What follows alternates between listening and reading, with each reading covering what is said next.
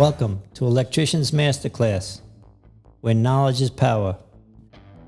My name is Joe Spina. I've been an electrician for 40 years, doing residential, commercial, and industrial work.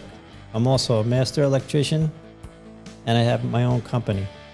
I'm a licensed electrical contractor.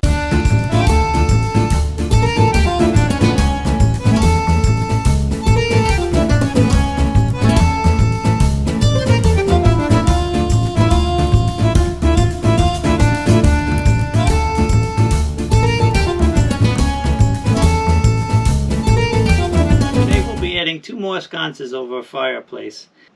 Alright, so the things that we used today were, my two screwdrivers that I usually use, the long length ones, the extended ones. I use a straight and a Phillips, and then my utility knife, of course, to cut the Romex. We used a 14-2 Romex, and I usually strip about 12 inches so we have some room to play in the box. Obviously my 25-foot ruler and my tape ruler, which we use to measure the sconces so everything looks good. Tape to pull in the wire, and always test your circuit with the non-contact voltage detector so everything's not hot and nobody gets hurt. And obviously my snake, because we were behind the fireplace and it's got like a void, so you have to kind of snake it. You couldn't do it by hand. And the box that we used today was a 6 cubic inch pancake box, and I needed it because we didn't have that much room. This is 3/4 inches thick, and it's able to fit. It's actually maybe less than that, maybe a 1/2 inch, because it's perfect for 1/2 inch sheetrock. It fits flush with that, and this is 6 cubic inches, so we're allowed 1/14-2 Romex, which was good. Alright, and that worked out good because we only put one cable. We'll come on one cable from each box on the fireplace.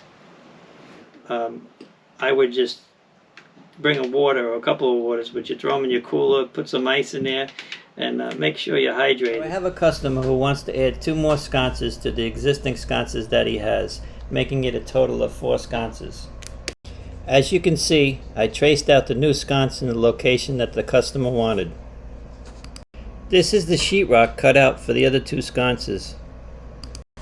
There is a lot of wood behind the holes, so I have to find a box that's going to fit in that space without cutting the wood, because I only have a little space to snake the wire in.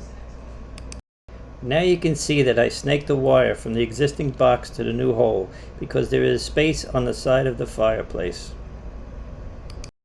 So we decided to go with the pancake box, 6.0 cubic inches, which is good because we only have 1/14-2 Romex wire, which is allowable by the NEC code. You can see the box up close, and you can see that it is properly grounded. Here are the 2 sconces mounted. Here's the final result, and I think it looks beautiful. I think it was a good decision the way the customer laid them out, and we also put them on a dimmer.